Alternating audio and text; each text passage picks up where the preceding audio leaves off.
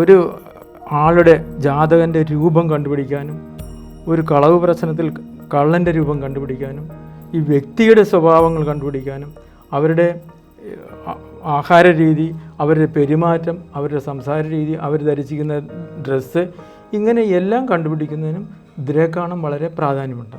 ഷഡ്വർഗ്ഗങ്ങളും ദ്രേഖാണവും. Vijayan Pillai sir, താങ്കൾക്ക് ABC Malayalam ജ്യോതിഷത്തിൽ സ്വാഗതം. നമസ്കാരം. ഷഡ്വർഗ്ഗങ്ങൾ, അതിൽ നമ്മൾ പല ഗണങ്ങളുമുണ്ട്. അതിലൊന്നാണ് ദ്രേഖാണം. ഇതിനെക്കുറിച്ചൊന്ന് കൂടുതലായിട്ട് വിശദീകരിക്കുകയാണെങ്കിൽ. ഷഡ്വർഗ്ഗങ്ങൾ എന്ന് പറയുന്നത് നമ്മൾ ഗ്രഹങ്ങളുടെ ബലങ്ങൾ കണ്ടുപിടിക്കുന്നതിന്, ഒരു ഗ്രഹം ജാതകന് എന്തെല്ലാം പോസിറ്റീവ് നൽകുന്നെന്നും എന്തെല്ലാം നെഗറ്റീവ് നൽകുന്നു എന്നും കണ്ടുപിടിക്കുന്നതിന്, അതിൻ്റെ ബലം നിർണ്ണയിക്കുന്നതിനാണ് ഷഡ്വർഗ്ഗങ്ങൾ ഉപയോഗിക്കുന്നത്. ഒരു രാശിയിൽ ഒരു ഗ്രഹം നിൽക്കുമ്പോൾ ആ ഗ്രഹത്തിന് അത് പോസിറ്റീവാണോ നെഗറ്റീവാണോ എന്ന് നമുക്ക് ഗ്രഹം ഒരു രാശിയിൽ നിന്ന് ഒന്നുകൊണ്ട് മാത്രം നമുക്ക് മനസ്സിലാക്കുന്നില്ല. ആ ഗ്രഹം ആ ജാതകന് എന്തുമാത്രം പോസിറ്റീവ്സ് നൽകും, എന്തെല്ലാം നന്മകൾ നൽകുന്നു, എന്തെല്ലാം ദോഷങ്ങളുണ്ടാകുന്നു എന്ന് വ്യക്തമായി കണ്ടുപിടിക്കുന്നതിന് വേണ്ടിയിട്ടാണ് നമ്മൾ ഷഡ്വർഗ്ഗങ്ങൾ ഉപയോഗിക്കുന്നത്.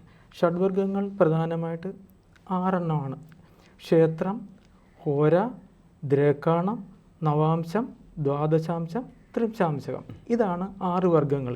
അപ്പോൾ ഈ 6 വർഗ്ഗങ്ങളിൽ ഒരു ഗ്രഹം ഏതെല്ലാം വർഗ്ഗങ്ങളിൽ അനുകൂലമുണ്ടോ, ഏതെല്ലാം വർഗ്ഗങ്ങളിൽ നെഗറ്റീവ് ഉണ്ടോ എന്ന് കണ്ടുപിടിക്കുമ്പോൾ ആ ഗ്രഹത്തിന് ഒരു ജാതകന് എന്തുമാത്രം പോസിറ്റീവ്, അല്ലെങ്കിൽ ജാതകന് എന്തെല്ലാം ഗുണങ്ങൾ നൽകുവാൻ കഴിയുമെന്നും എന്തെല്ലാം ദോഷങ്ങളുണ്ടാകുമെന്നും കൃത്യമായി കണ്ടുപിടിക്കുന്നതിന് ഈ ഷഡ്വർഗ്ഗങ്ങൾ നമ്മളെ സഹായിക്കുന്നു.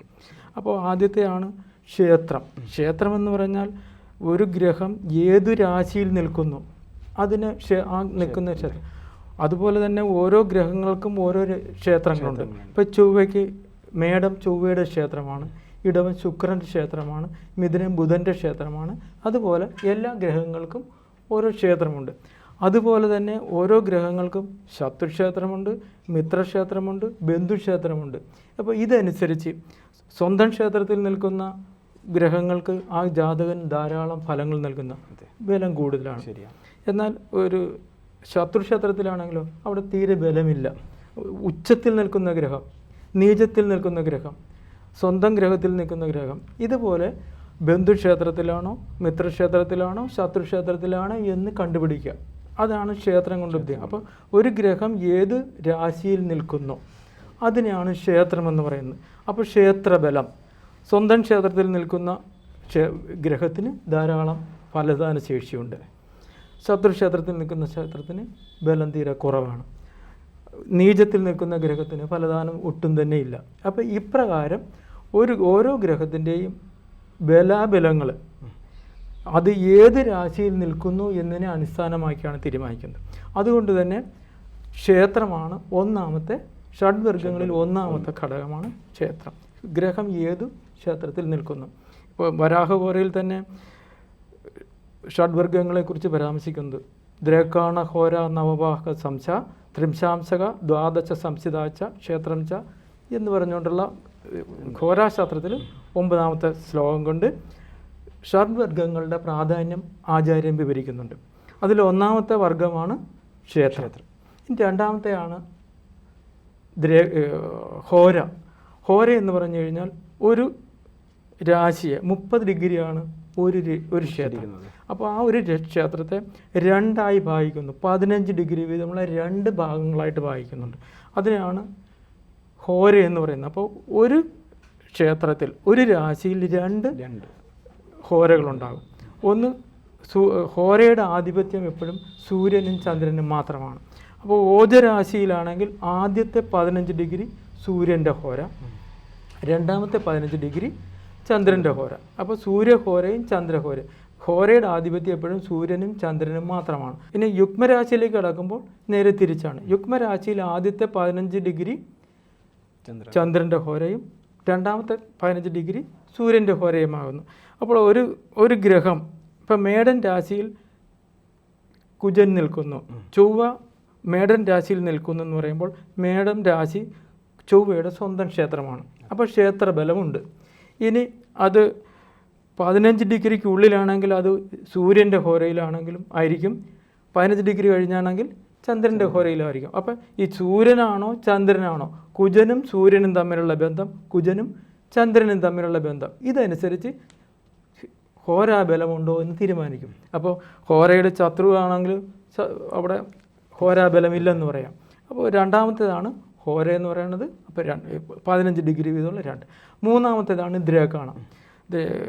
ഷഡ്വർഗ്ഗങ്ങളിൽ തന്നെ ഏറ്റവും പ്രധാനപ്പെട്ട ഒന്ന് തന്നെയാണ് ദ്രേകാണം എന്ന് പറയുന്നത്. ദ്രേകാണം എന്ന് പറയുമ്പോൾ 10 ഡിഗ്രി, ഒരു രാശിയിൽ 3 ദ്രേകാണങ്ങളുണ്ടാകും.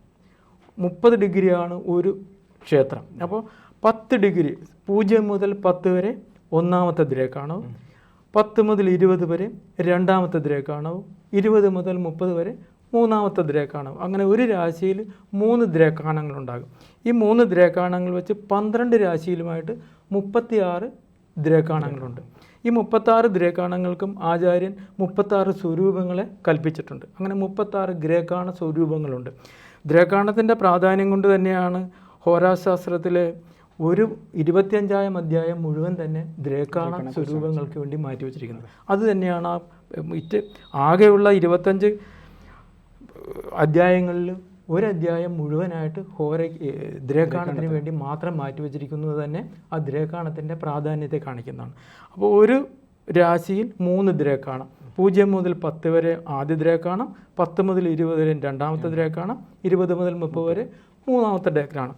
ഈ 3 ദ്രേകാണങ്ങൾ, ആദ്യത്തെ ദ്രേകാണത്തിൻ്റെ അധിപൻ ആ രാശിയുടെ തന്നെ അധിപൻ. അപ്പോൾ മേടൻ രാശിയിലാണ് ആദ്യത്തെ ദ്രേകാണം എന്ന് പറഞ്ഞാൽ അതിൻ്റെ അധിപൻ കുജൻ, ചൊവ്വയാണ്. രണ്ടാമത്തെ ദ്രേകാണത്തിൻ്റെ അധിപൻ അതിൻ്റെ 5-ാമത്തെ രാശിയുടെ അധിപനായിരിക്കും. അപ്പോൾ മേടം, ഇടവം, മിഥുനം, കർക്കിടകം, ചിങ്ങം. ചിങ്ങത്തിലാണ് 2-ാം ദ്രേകാണം വരുന്നത്. ദ്രേകാണത്തിൻ്റെ അധിപൻ രവിയാണ്. മൂന്നാമത്തെ ദ്രേകാണം എന്ന് പറഞ്ഞാൽ അതിൻ്റെ 9-ാമത്തെ രാശിയിലായിട്ട് അധിപനായിരിക്കും. അപ്പോൾ ദ്രേകാണത്തിന് 3 അധിപന്മാർ, 3 ദ്രേകാണത്തിന് 3 അധിപന്മാർ.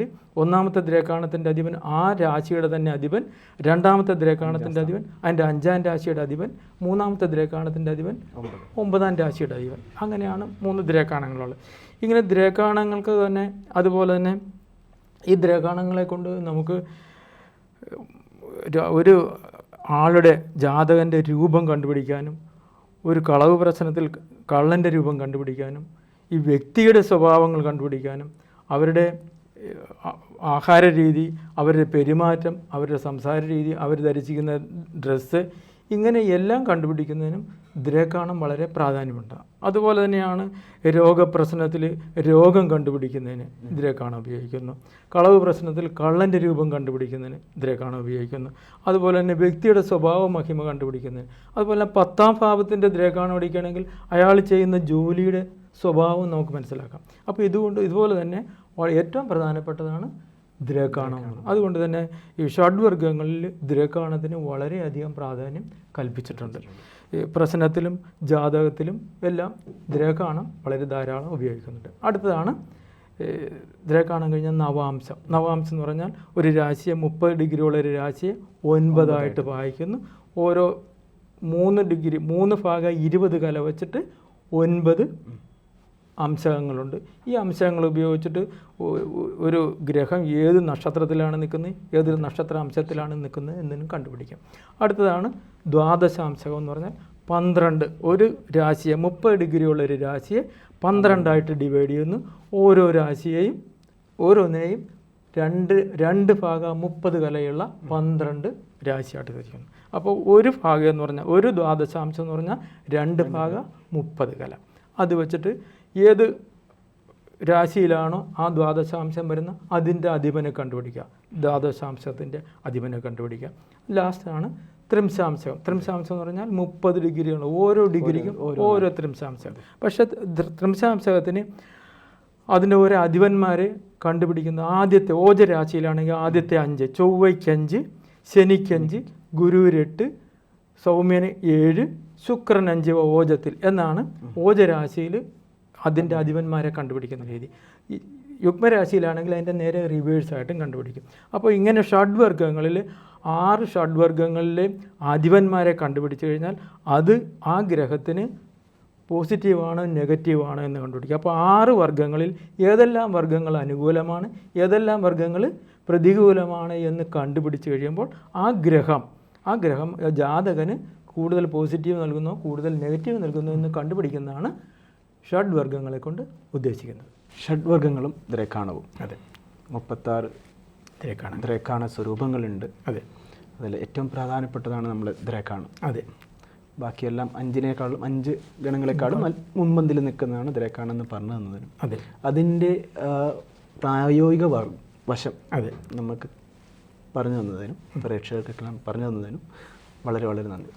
ജ്യോതിഷമോ വാസ്തുവോ പൂജയോ നിങ്ങൾക്ക് ആവശ്യമുണ്ടോ? താഴെ കാണുന്ന നമ്പറിൽ വാട്സപ്പ് ചെയ്യൂ. നിങ്ങൾ ചെയ്യേണ്ടത് ഇത്രമാത്രം: താഴെ കാണുന്ന നമ്പർ നിങ്ങളുടെ മൊബൈലിൽ സേവ് ചെയ്യൂ. അതിനുശേഷം ഞങ്ങളുടെ നമ്പറിലേക്ക് വാട്സപ്പിലേക്ക് ഹായ് അയയ്ക്കൂ. ജ്യോതിഷ സംബന്ധമായ എല്ലാ ആവശ്യങ്ങൾക്കും ABC മലയാളം നിങ്ങളോടൊപ്പമുണ്ട്.